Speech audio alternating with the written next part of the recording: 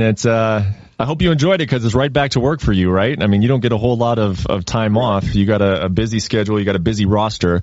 One of the guys that we need to bring up right off the bat, though, who is not fighting, and that is Michael Bisping. And there were, Bisping just put it right out there that he had an offer to fight Rashad Evans in London in March. Could have been the main event. I mean, it was his for the taking, but he ended up saying, you know what? He came out on Twitter yesterday, said, I'm not going to take it. Don't buy tickets to see me in London. I won't be there. What was your involvement in this? What were the conversations that you were having with Michael? Tell us about how he came to this decision and what role you played in it. We talked prior to me coming out here, and there was some conversation about it. He knew that I was dying to get out of town and go on vacation, so it was something that I think we're going to discuss a little bit more when I got back. But he made the decision prior to that, so. In all due respect to him, God bless him. I mean, I haven't had a full conversation with him about it, so I can't really. I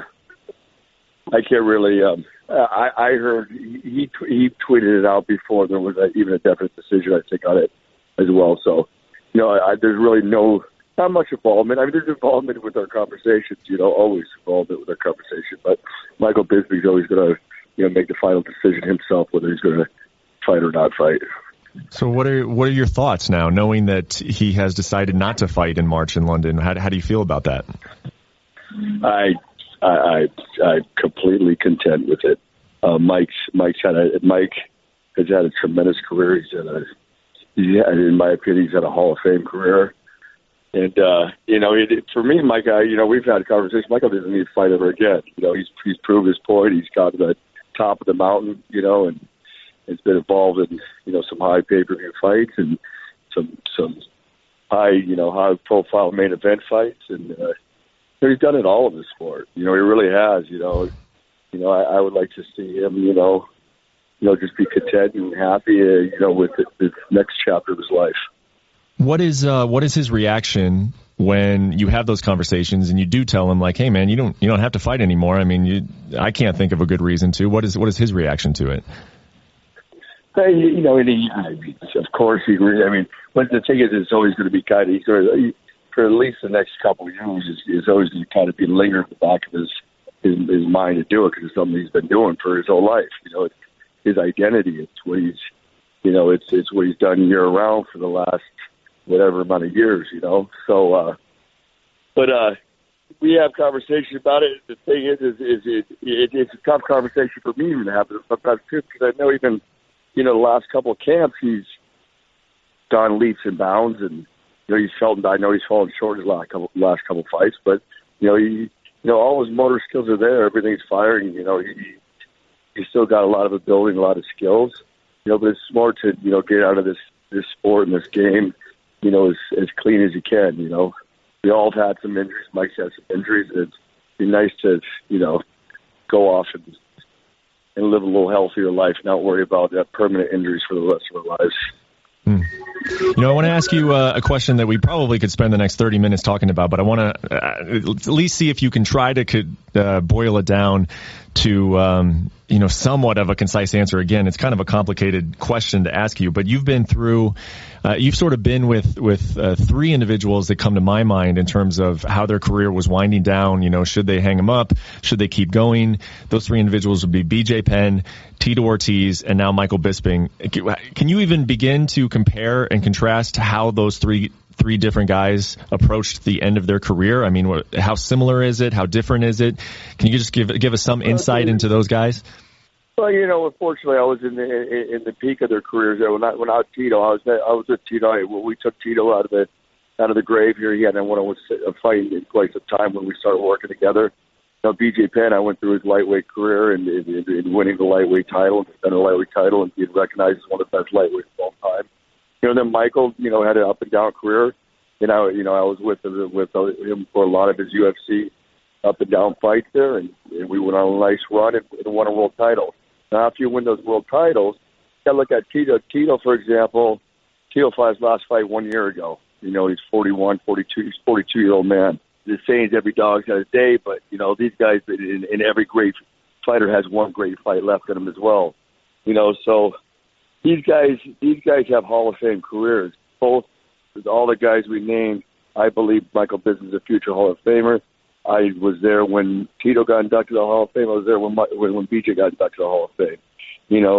These are guys, is there similarities towards how the end of the career? Sure. I mean, Tito went out top. Tito, at the end of his career, had a fight that he won against Chael Sonnen.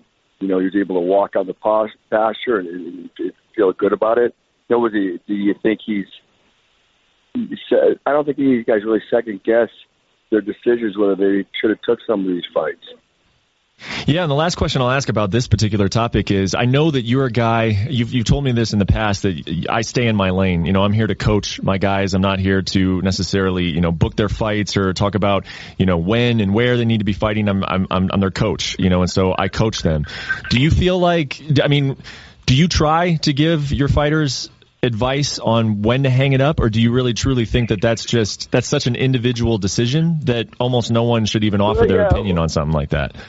Well, you talk about, of course. I mean, we have a conversation about it. There's again, we have a conversation about it. You got to remember too, fighters are earning a certain amount of money as well in life.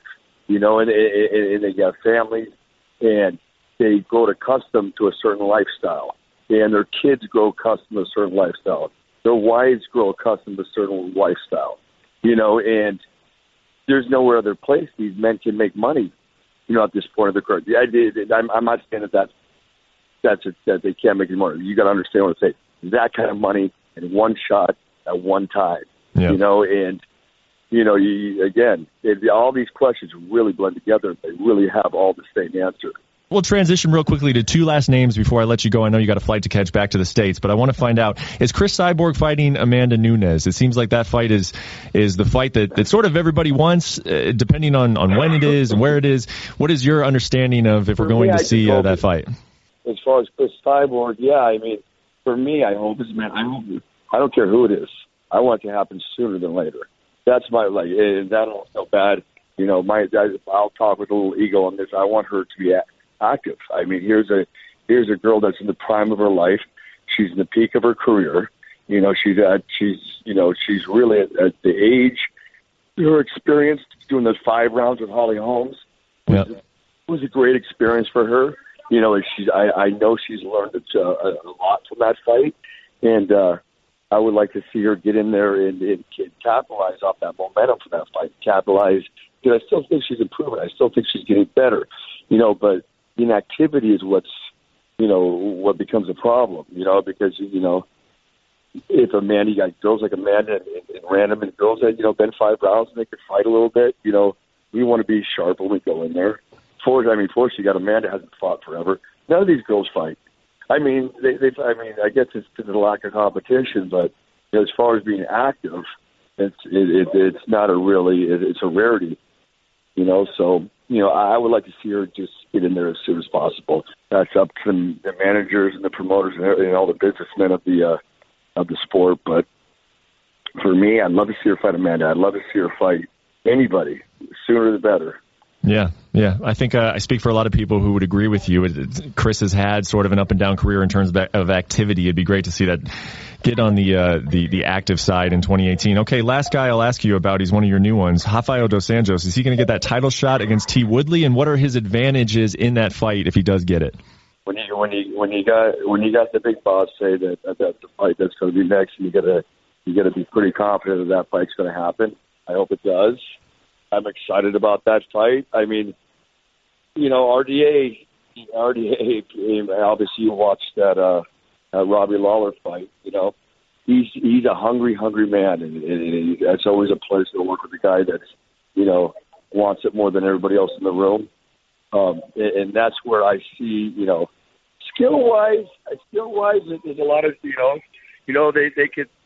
they both can fight on their feet. Obviously, I think RDA is a little better on the ground. I mean, Woodley's a wrestler, but when it comes to the jiu-jitsu game, obviously RDA, I think, has an advantage there. But I just think RDA's hunger and his momentum, and we're coming off, 3 really good wins. And, he's got momentum on his side, and he's got hunger on his side, and he's got skills on his side. You know, those are you got those three things, and you got the ability. You know, it's a dangerous man. You know, and Tyrone hasn't been very active. Tyrone's coming off shoulder surgery. Tyrone, you know, has been focusing on a lot of other things as well. You know, he's doing his Fox TV stuff, and you know, he's a champion. You know, and the saying that it's, you know, harder to keep the title than win it, and there's a lot of truth to that because you know you really there's a hunger that you have to continue to have, you know, to be successful as a fighter. You know, as soon as that hunger starts going away a little bit, I'm not saying Tyrone's not hungry. I'm just, you know, with that inactivity and the popularity of being a champion, you know, we all can soften up a little bit. You know, I might, by no means do I think Tyrone's a soft guy. I think you know, I have a tremendous amount of respect for Tyrone. I like him a lot. But you know, RDA is my guy, and I like the momentum he has, and I like the hunger he has, and obviously I love the skills he has. Absolutely. Hey, Jason, man, we really appreciate it, especially because you're technically still on vacation, taking some time out to speak with the podcast, man. Just have a safe travels back to California, and we'll talk to you again real soon, man. Thanks again. Well, I appreciate it, man. Thanks for having me on.